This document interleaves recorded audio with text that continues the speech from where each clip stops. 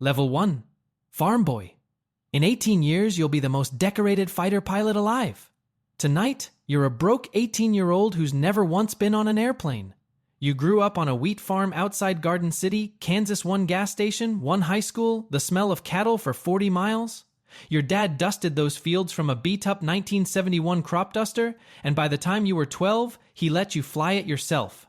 10 feet off the dirt, ducking under power lines, scaring the cows half to death. It's the only thing you were ever good at. This spring, he died. The bank took the farm to cover his debts. All you've got left of him is that old plane and a greasy steel washer off its engine, a little metal ring you keep in your pocket for luck.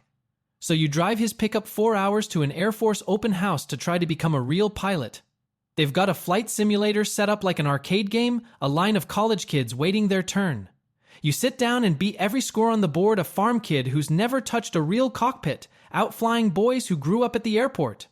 That's when a general's son named Marcus decides he hates you.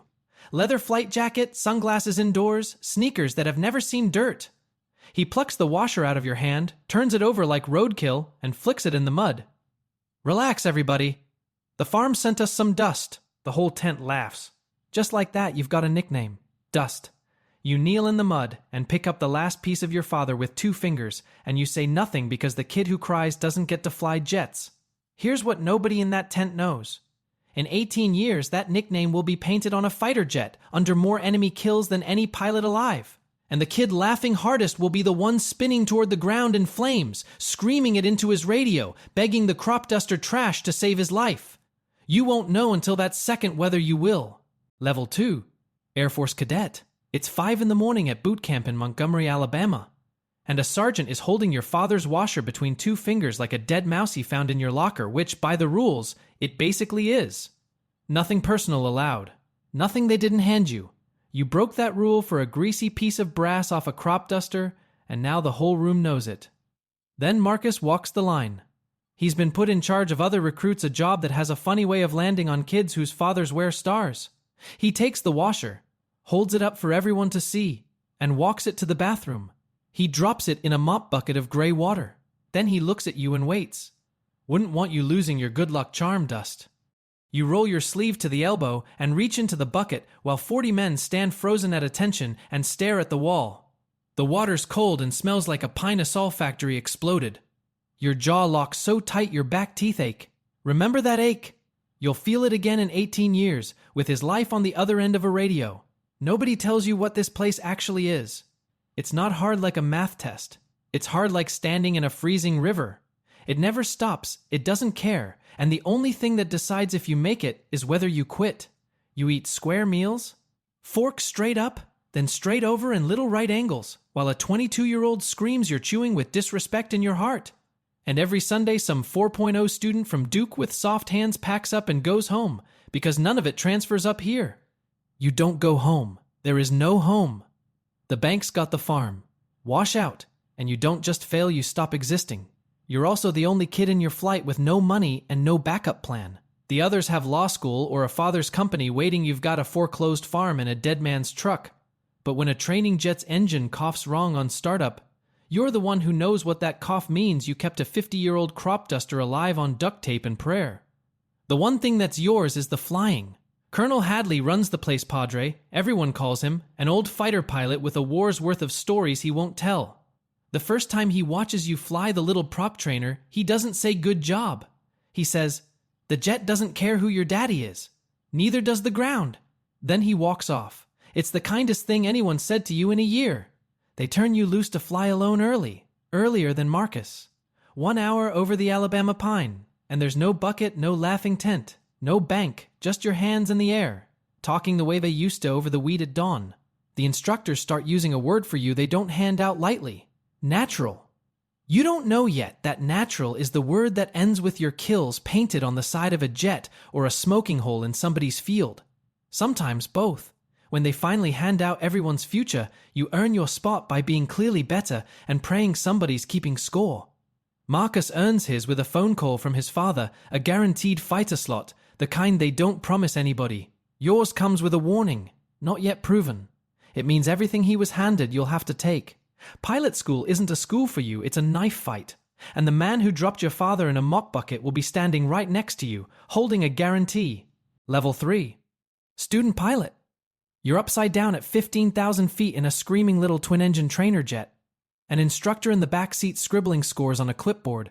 And every one of those scores is deciding the rest of your life. That's what not yet proven turns flying into. Finish at the top of the class, you get a fighter. Finish in the middle, you get a tanker, a fine, honorable plane that flies gas to the guys doing what you came here to do. Finish at the bottom, you go home a civilian, to a town that doesn't have your farm in it anymore. They rank the whole class on a board, updated weekly. Everybody pretends not to read it, everybody has it memorized. Somewhere in the middle of this, you get married. Her name's Maddie, you've known her since you were both kids who smelled like the same county. You marry her at the courthouse on a Tuesday, in 20 minutes. Still in your flight suit because you've got an afternoon class honeymoons, 2 gas station taquitos, and a blue Rip It in the truck. You tell her and yourself that you'll make the time up later. You believe it. That's the part you'll feel worst about. Then you fly the mission again in your head in the living room until midnight, while she watches Netflix alone. The stereotype says pilot training is Top Gun beach volleyball, Ray-Bans, 2 guys with cool nicknames high-fiving in slow motion. The reality is a grown man crying in a bathroom stall at 11 at night into a can of Monster because he failed one test flight and his whole future flipped a coin that landed wrong. You hear it through the wall. You don't laugh. You could be next week's guy in the stall. Marcus is in your class.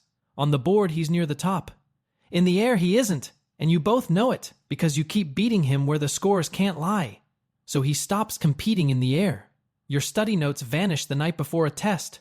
A test flight slot you signed up for quietly moves to somebody else.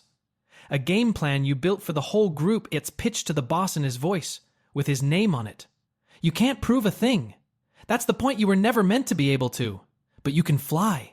When they teach you to fly in tight formation, wingtips a few feet apart, you slide into place so smoothly the instructor stops talking mid-sentence. One old instructor, 1,000 hours in fighters, no patience for anyone, watches the tape twice, then says it loud enough for the room. Kid flies like he's mad at gravity. Haven't seen hands like that since. And he names a man whose nickname is painted on the wall at the schoolhouse. A guy who became a legend off how many enemy jets he shot down.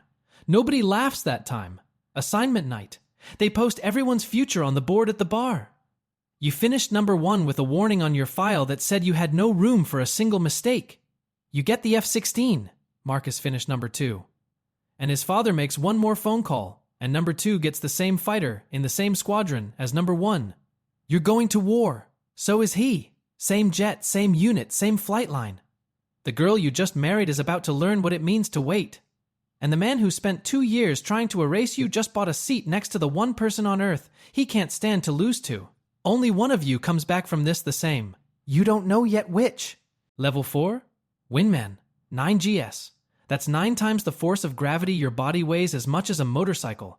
The blood drains from your head. Your vision shrinks to a soda straw. You squeeze every muscle from the calves up and hold the turn because the guy whose wing you're on just screamed at you to brake turn as hard as the jet can bend, and your whole job is to still be next to him when he rolls out. A missile's chasing you. You dump flares, burning decoys to pull the heat seeker off your tail and turn. So hard the jet shakes like a shopping cart with a bad wheel at the speed of sound. When the world swims back, you're alive, with no idea how. That's combat as a wingman. Here's what they leave out of the recruiting commercial. You're not a fighter pilot yet, or a set of eyes and a trigger your leader aims.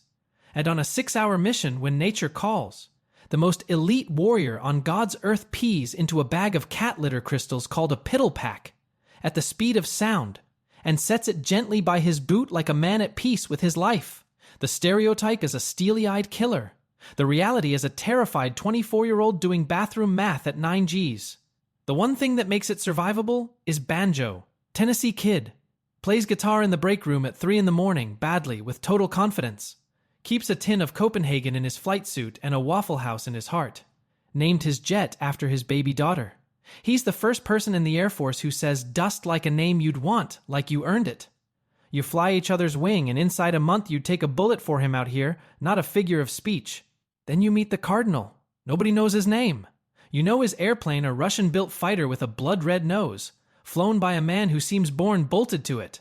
He drops out of the sun, and in under a minute shoots down 2 guys you ate breakfast with. Then he comes for you. you'd be dead too. Except Banjo screams at you to break a half second before the cannon fire rips through the air where your cockpit used to be. The red nose climbs away and is gone. Just like that, you're shaking. You just met the best pilot you've ever seen, and he's trying to kill you specifically. Your first kill comes a week later, and it isn't glory. Your leader gets pinned, an enemy locked on his blind side, and you slide into position the way Padre taught you and take the shot. A missile leaps off your wing. A streak of smoke. A fireball. One man down, and the call for it is the two flattest words in the world. Splash one. No pride. You did your job, and a man is dead because you're good at it. The squadron stops saying dust like a punchline. Marcus is a wingman too. But you can't rack up kills while you're glued to your leader's wing keeping him alive. So one afternoon he ditches the man he's supposed to protect, hunts alone and comes home with a dramatic gun camera video, an enemy jet to his name, and a medal pinned on by a general who shares his last name. A week later, the squadron commander needs a new flight leader, someone to run a group of jets, not ride a wing. He picks you, not Marcus, you. The first time you've ever been chosen over him for something money can't buy, and it happens in front of him. His face goes the color of his spotless white sneakers. He's topped every list since before he could fly, and the crop duster kid just walked right past him. Tomorrow, other men's lives ride on your radio calls. Tonight you taped a greasy washer to the rail of your canopy, and you can't stop looking at it. Level 5. Flight leader. 2, 3, 4 we're going in. Get low. You've got 4 F-16s, the enemy has 8, and the math says you lose, so you erase their math. You light the afterburner and drag the whole fight down into the dirt 50 feet up, hiding in the hills like you used to fly under power lines in the crop duster until their long-range missiles can't tell your jets from the ground, and it collapses into a dogfight where the only things that matter are nerve and hands. You run out of missiles, so you use the cannon. A fighter's gun fires 100 rounds a second. You walk the glowing traces into an enemy jet 1,000 feet ahead. Close enough you fly through the falling pieces. You bring all 4 jets home, 8 against 4, and you're the 4 that landed. The Cardinal was up there too, on the far side of the dogfight. You never got a shot. But as he peeled away, that red nose rolled up on its side and rocked its wings at you, a pilot's way of tipping his hat. One killer telling another he sees him. He knows the name Dust now too, and somehow that's worse than being hunted.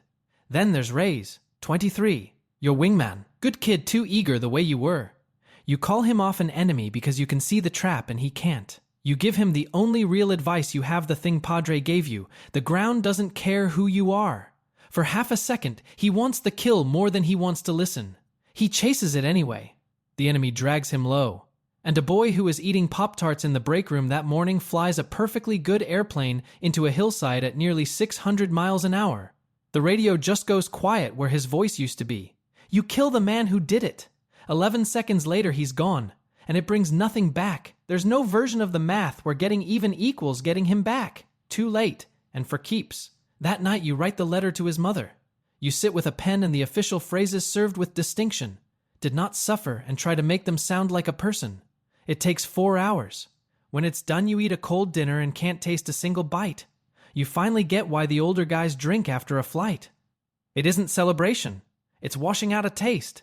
Marcus is a flight leader now too, piling up kills the way he always wanted, ditching his wingmen to hunt alone. There's a 2-page spread on him in Air Force magazine his father's people arranged, calling him a natural-born hunter. You read it in the bathroom, which is the correct place to read it. He gets the medals.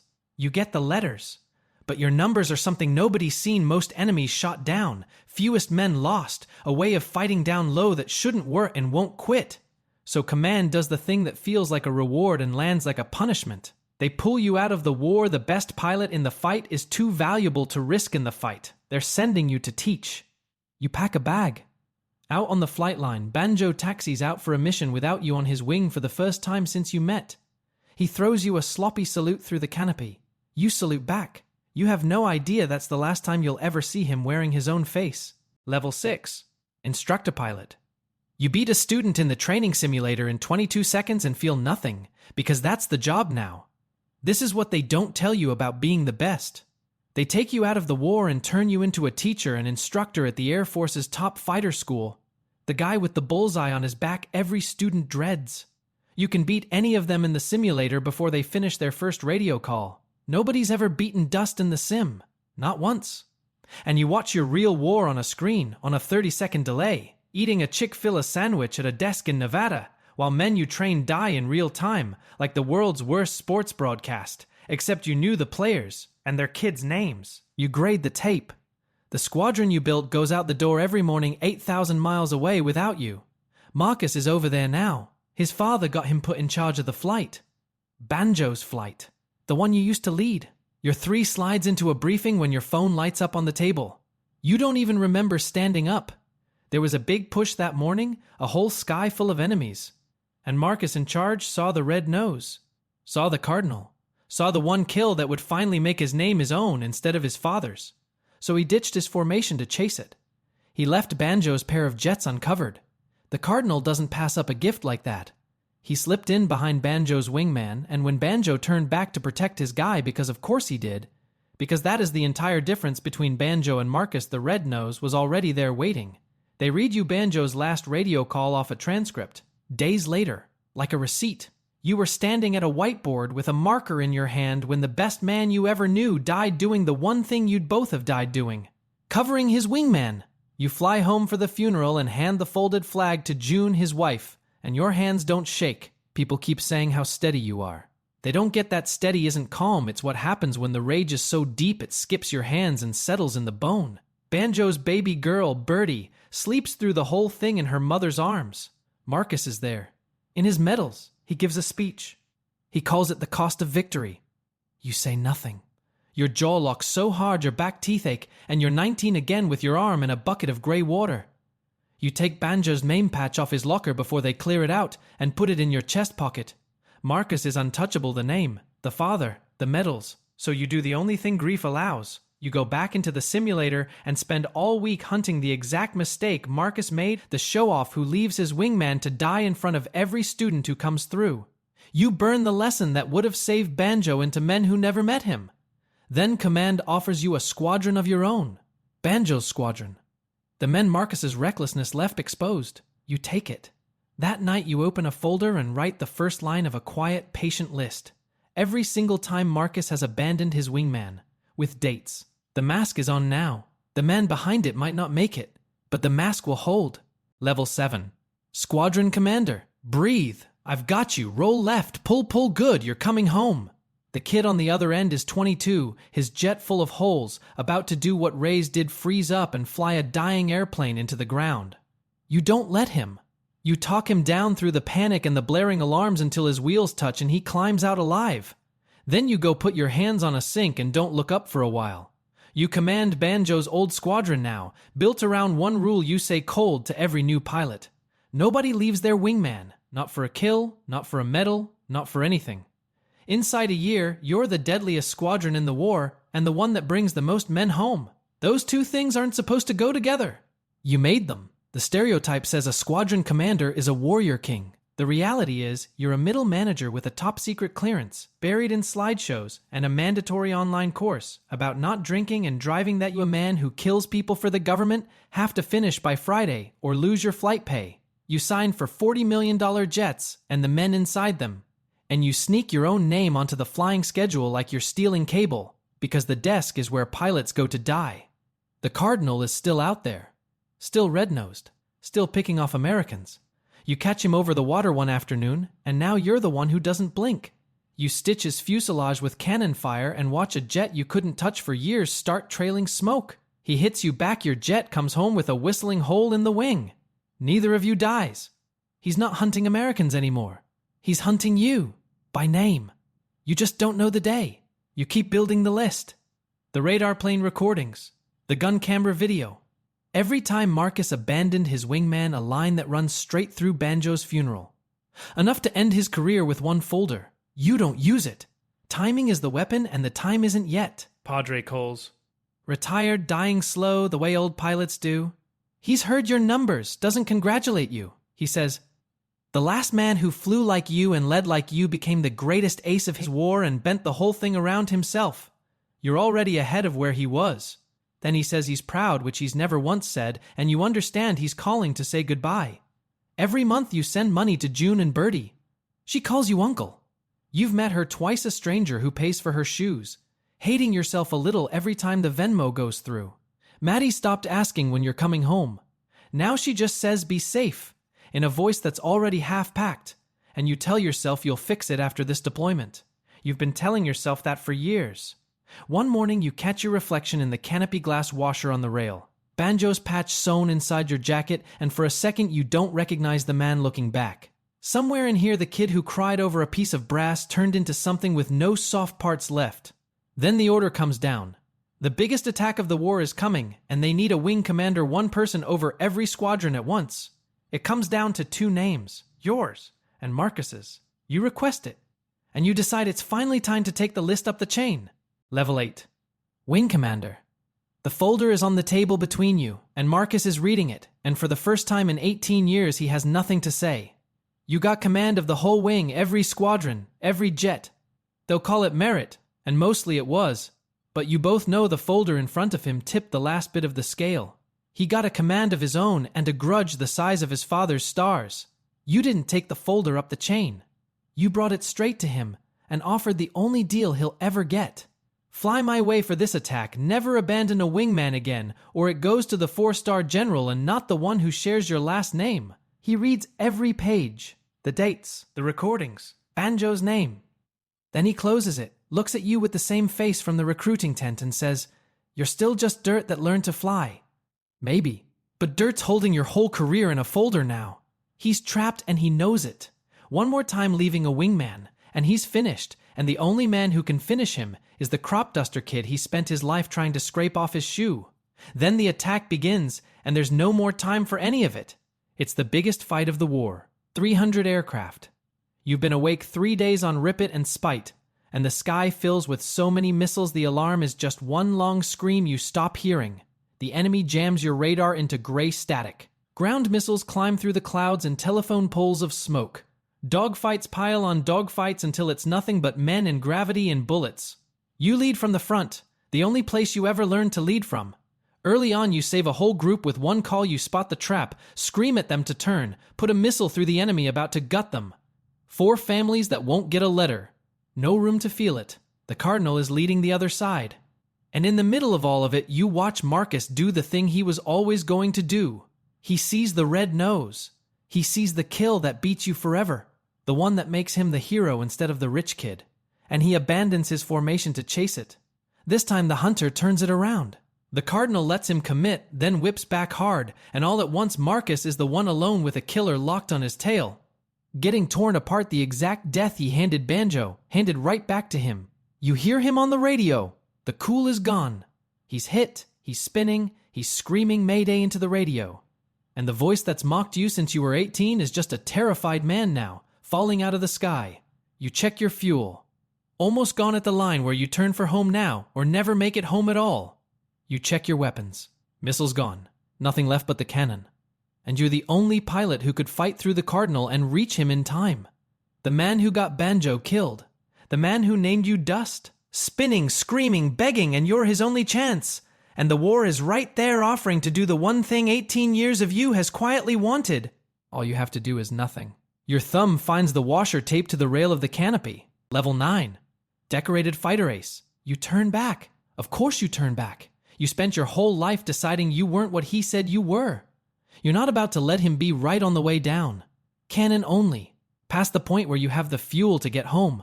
You point your nose at the red-nosed enemy about to finish Marcus and fly the way no rich academy kid would dare down, 50 feet off the ground, dragging the best pilot you've ever seen into the one place his talent can't save him, the dirt. The ground doesn't care who you are. Padre told you that in a simulator in Alabama. The Cardinal forgot it.